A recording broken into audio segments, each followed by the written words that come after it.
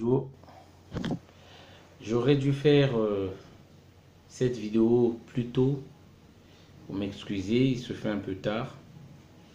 Mais j'ai quand même voulu la faire. Voilà.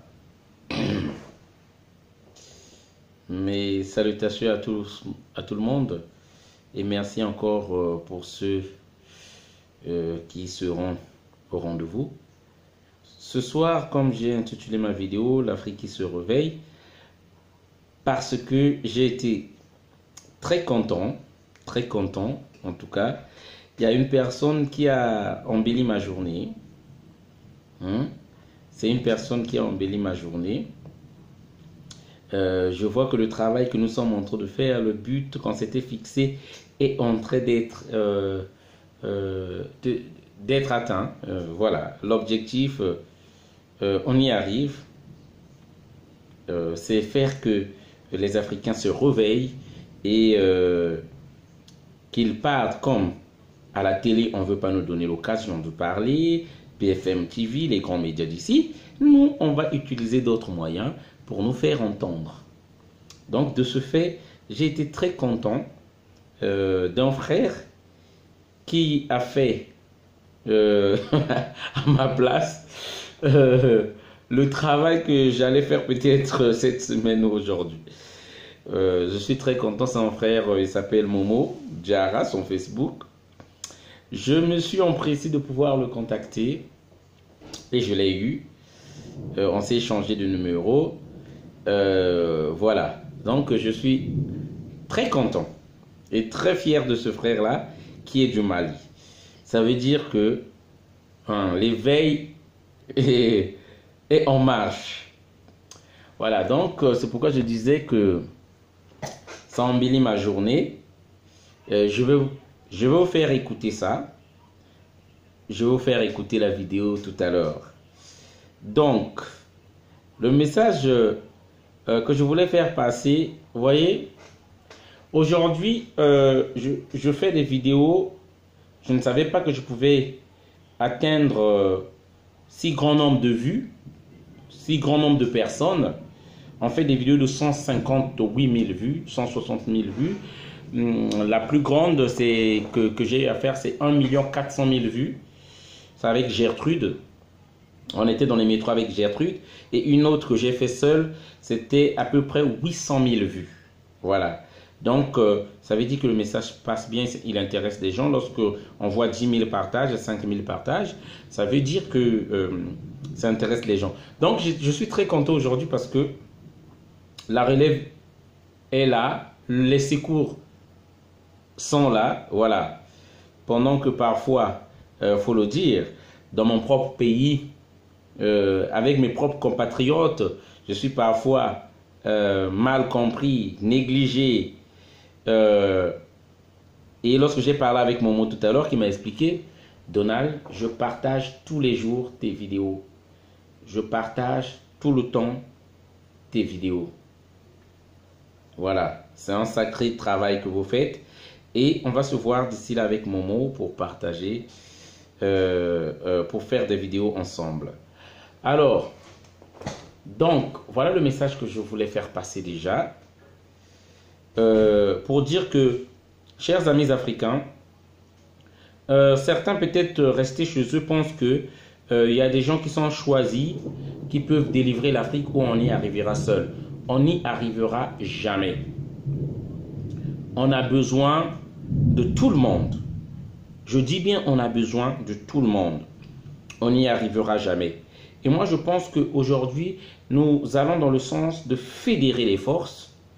Ça c'est une bonne chose. C'est une bonne chose. Demain, je tiens à annoncer à tous les Africains, à tous les amis qui me suivent, à tous les compatriotes congolais,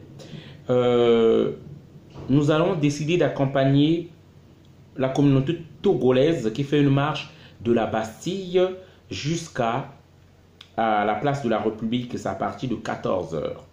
Donc, je serai avec eux, avec beaucoup d'autres Congolais. Nous serons ensemble pour les accompagner. Voilà. Donc, je vous invite d'être nombreux. Aujourd'hui, la preuve, parfois, de de notre manque de solidarité, de notre manque d'entente, c'est lorsqu'on voit, demain par exemple, il y a aussi la Côte d'Ivoire qui fait une manifestation à Château-Rouge. Comme je m'étais déjà dit dès le départ que je vais accompagner les Togolais, c'est pourquoi je me suis mis à accompagner les Togolais. Je vais me mettre à accompagner, je vais accompagner les Togolais demain.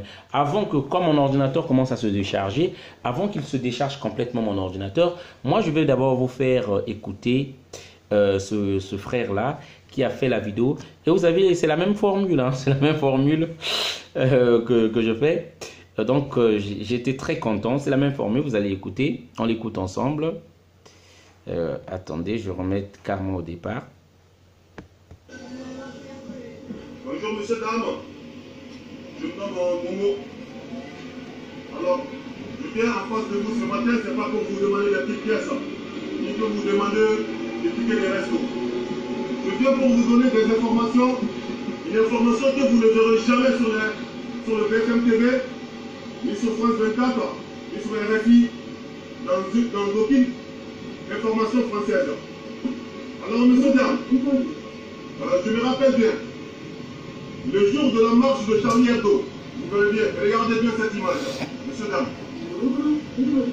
Ce monsieur qui est au milieu, c'est le président malien. Il a effectué un déplacement de 6000 km pour venir partager la douleur des Français au nom de tous les Maliens. Il y a 6000 km qui séparent entre le Mali et la France. Alors, comme guise de reconnaissance, comme guise de récompense, je vous jure, monsieur, dame, la politique extérieure de la France est très mauvaise pour nous les Africains. Regardez bien, ce monsieur, le président de la République du Mali, qui a fait tout un effort lors de Charlie Hebdo, tous les Maliens ont dit je suis Charlie, et on a été Charlie. La France, qui s'est dit, qui se bat pour le terrorisme, je dis bien la France, je ne dis pas bien la population française, je dis bien les dirigeants français qui réagissent au nom des Français, qui aujourd'hui sont en train de soutenir un groupe terroriste au Mali qui s'appelle le MLLA. MLLA, c'est un groupe qui mutile les gens, qui coupe la tête, qui coupe les appareils des pieds de nos frères et de nos sœurs au Mali. Monsieur, dame, pas pour vous déranger, mais c'est pour vous donner une réalité, une information fiable et c'est un cri de cœur. Au nord du Mali aujourd'hui, il n'y a que les militaires français qui sont là-bas. Il n'y a pas de militaires maliens. Le nord du Mali est divisé en deux à cause de la politique étrangère de la France au nord du Mali. Mais ça, vous ne le verrez jamais à la télé. Je ne suis pas un mytho, je ne fais pas du pipeau ni de violon. Il y a une triste réalité qui se passe. Aujourd'hui, regardez bien, messieurs, dames. Les femmes et les enfants du Mali sortent, fuient tous les jours. Ils viennent en France. Ils viennent en France parce qu'ils cherchent le calme, la stabilité. Ce n'est pas parce que nous aimons la France, c'est parce qu'on fuit la guerre.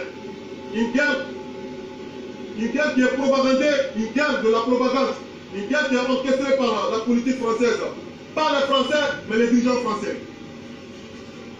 Regardez bien, messieurs, dames. Je m'en excuse pour cette image qui est vraiment atroce.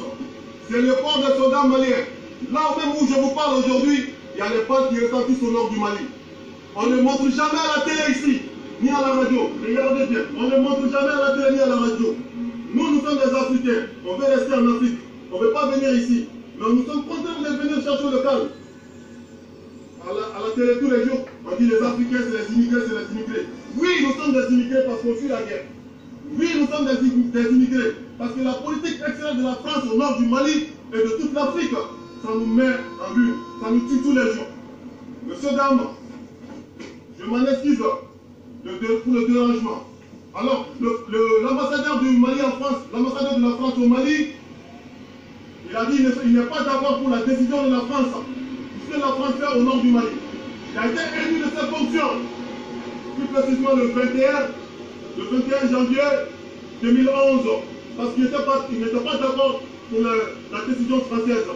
Monsieur, dame, c'est une réalité, nous sommes en guerre, la guerre n'est pas finie. La France a réagi, la France a montré à l'opinion internationale, à tous les monde qui sont partis dans le Mali.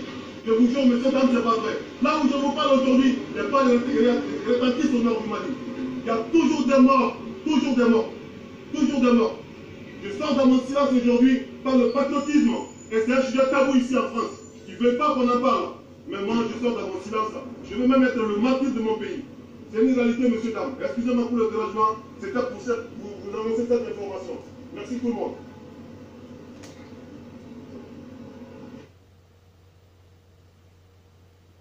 Bon. Donc, chers amis, ça m'a fait tellement plaisir. Ça m'a fait tellement plaisir. Ça veut dire que le travail que nous faisons, si je souris même, voilà, c'est ça. Le travail que nous faisons, il est en train de marcher.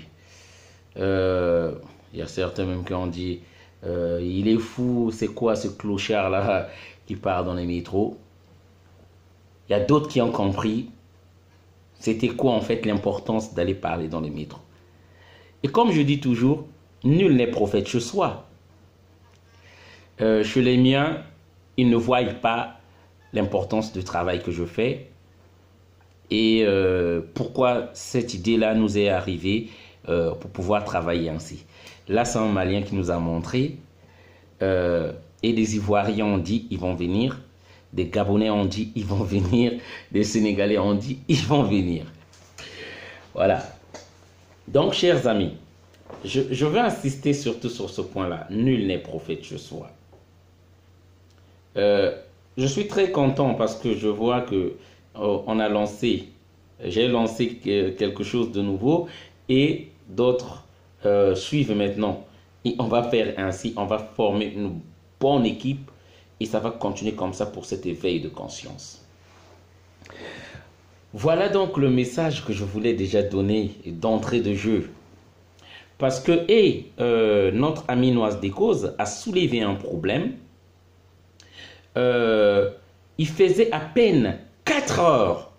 Là, la vidéo de ce monsieur-là, lorsque je suis en train de le voir là, il est... attendez, je n'aimerais pas dire des bêtises. Voilà, il est à presque 60 000 vues en 9 heures. C'est pas donc ça a dû augmenter encore déjà là. Et lorsqu'il était à peine 4 heures, la vidéo était déjà à 14 et quelques mille vues. Donc, c'est ce que Noise a dit. Sa communauté a beaucoup partagé la vidéo. Sa communauté a beaucoup partagé cette vidéo-là. Et ce que chez nous-mêmes, on ne voit pas, ce que chez nous-mêmes, parfois, on néglige. C'est pourquoi je disais la fois dernière, en 2 heures, comme a dit Noise des Causes, en 2 heures, il était à 14 000 vues. Le problème de nos autres Congolais, c'est cette manie, ce mauvais cœur-là, qui fait qu'on n'accepte pas les uns et les autres. On n'accepte pas un tel, là, il a bien fait. Par exemple, lorsque les ingénieurs font quelque chose de bien, il faut reconnaître les ingénieurs ont fait quelque chose de bien ici. Il ne faut pas critiquer. Mais chez nous, les Congolais, la haine prend toujours le dessus sur toute chose. La haine d'abord prend le dessus. Non, chers amis, on va changer. Changeons. C'est important. Voilà. Là, quelque chose, et comme lorsque j'ai parlé avec Momo et d'autres personnes qui m'ont dit, on est en train d'écrire l'histoire. Le Congo-Brazzaville est en train d'écrire l'histoire. Ce n'est pas juste en la personne de Donald, mais le Congo-Brazzaville est en train d'écrire l'histoire. Lorsqu'on va parler des militants africains, lorsqu'on va parler des militants panafricains, lorsqu'on va parler d'une révolution en France, des choses qui viennent de commencer, des nouvelles choses, des nouvelles techniques, on parlera du Congo.